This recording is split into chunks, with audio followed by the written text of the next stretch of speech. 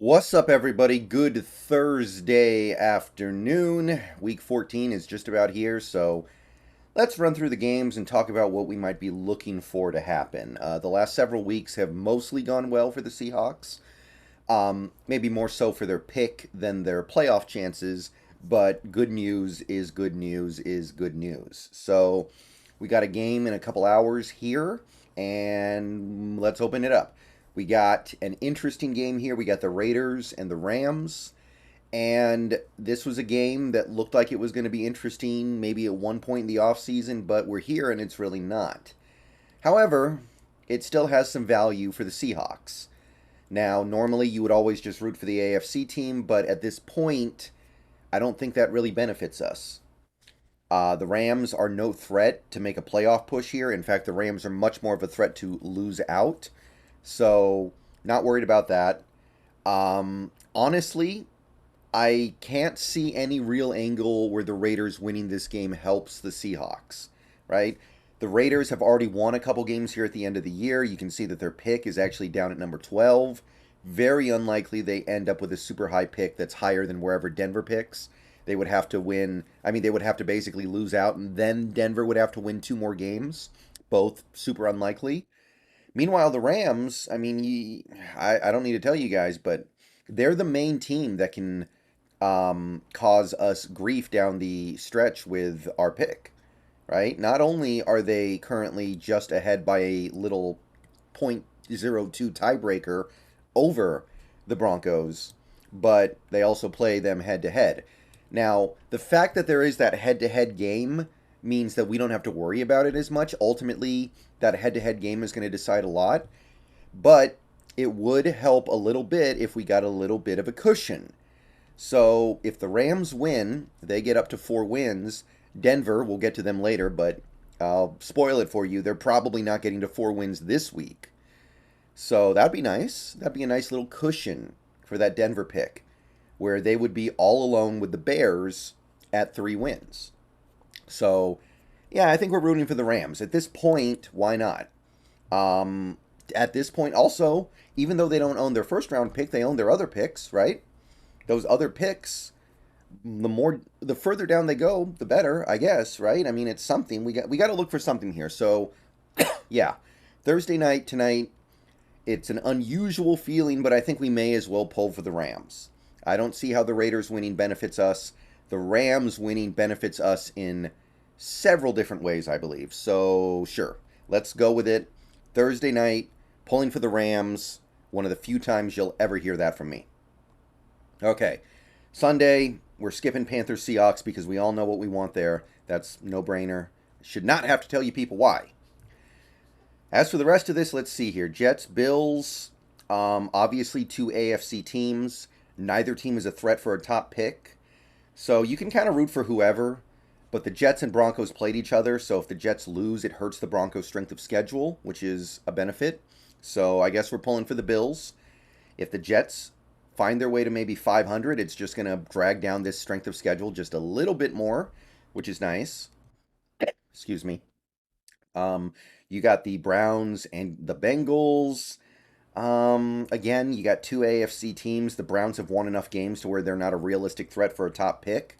So you don't really need to root for them for that reason. I don't think either of these teams played the Broncos or the Rams this year, and I don't think they will. So I'm not really seeing any meaningful angles. So root for whoever you want to root for. I know most of you guys are going to root for the Bengals, but because of Deshaun Watson, so go with that. Sure. Root for the Bengals because of Deshaun Watson. Nobody likes him.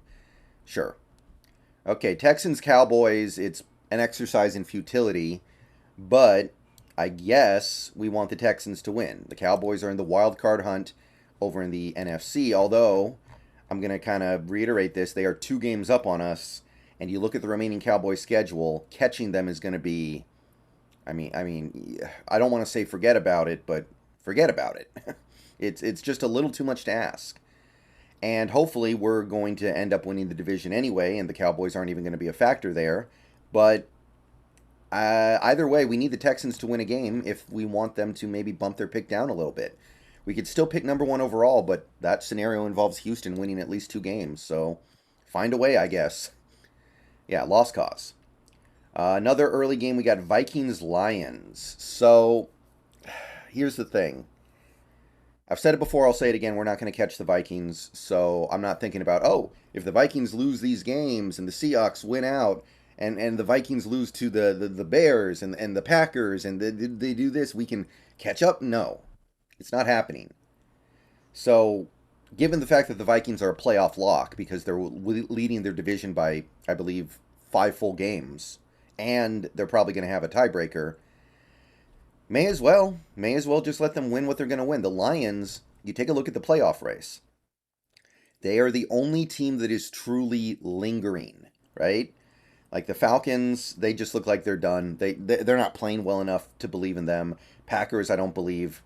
The Lions are the closest thing we have to a lingerer in that playoff spot. So the sooner they lose another game, the sooner we can dismiss them. So yeah, I think actually the Vikings winning would benefit us. So I would say root for the Vikings this week. If the Lions lose, you can start to cross them off a little bit. And at that point, as you can see, it'll be an 8-team race for 7 playoff spots. So that'll put us in a pretty good position here. Not as good a position as we could have been in had the Giants lost or won even, but it's still a pretty good position. Okay, Jaguars, Titans, may as well root for the Jaguars to get that one win. They have a 1 game advantage on the Broncos in terms of the pick, and they have a decently sized lead in strength of schedule, but it's not huge. So, just as a security blanket, we could use Jacksonville packing away a win at some point. Both teams played the Broncos this year, and I don't believe either team played the Rams, so strength of schedule doesn't matter. Just root for the team with less wins. Get Jacksonville to 5 wins, and we can kind of forget about it. All right. Another 10 a.m. game. We got the Eagles Giants. Again, I'm not even thinking about catching a team like the Eagles. I'm thinking about the Giants and the potential late season collapse they may be in the middle of right now, where they may struggle to end up with a winning record. That tie kind of muddies the waters a little bit, but I think we're still rooting for the Giants as the team most likely to just fall apart here. They currently occupy the 6th spot, but they, looking at the remaining schedule, looking at the way they're playing right now, they could easily just completely fall off a cliff, go down into that 8th spot, and Washington and Seattle and Dallas get in as the wild cards. And I think we're still, just in case Seattle doesn't play great down the stretch, just in case Seattle can only manage a couple more wins, the best path involves the Giants going to pieces. So, yeah, I think we're pulling for the Eagles this time. Ravens, Steelers, well, the Steelers have already won a couple games here at the end, so they're no threat for a top pick. In fact, I believe their pick is, all the way down here. They're currently picking in the 14th spot.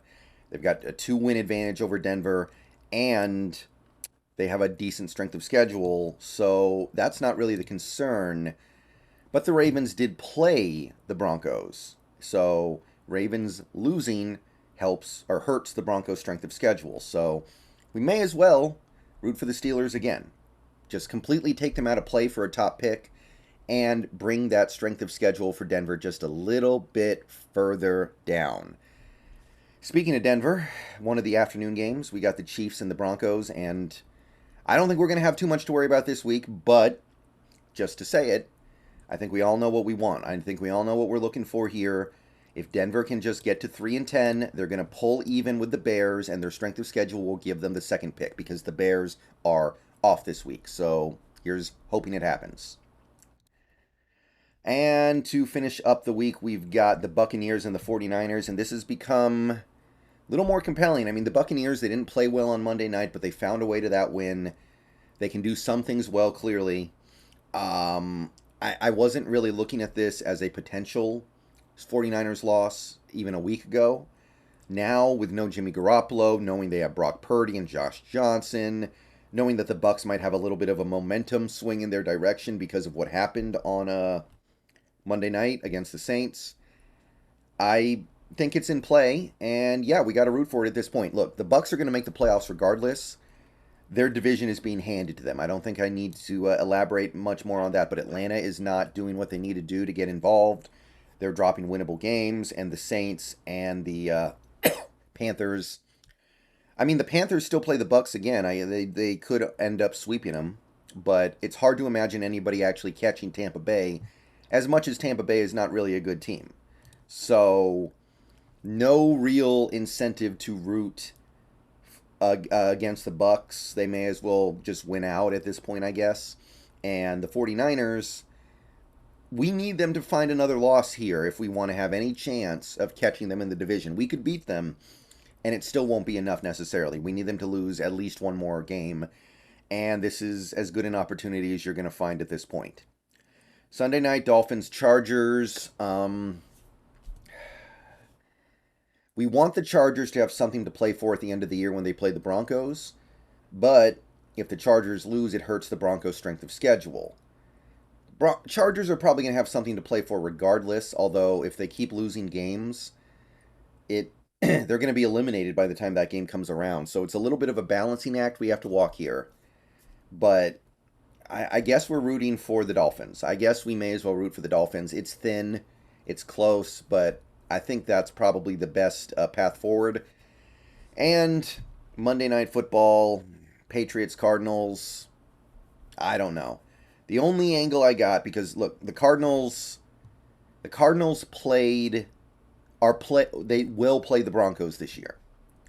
So strength of schedule wise, we want the Cardinals to lose. But the Cardinals currently own the 8th pick. It is conceivable, although unlikely, they end up competing with Denver for draft positioning. They do have a decent sized strength of schedule advantage. But if Arizona were to, say, lose out, that would mean Denver gets at least one win off Arizona, and then it's a tie. It comes down to strength of schedule. So I still say we're probably rooting for the Cardinals to lose, but it's, again, kind of narrow. It's close. Could go either way. All right, see you guys later. Go Hawks.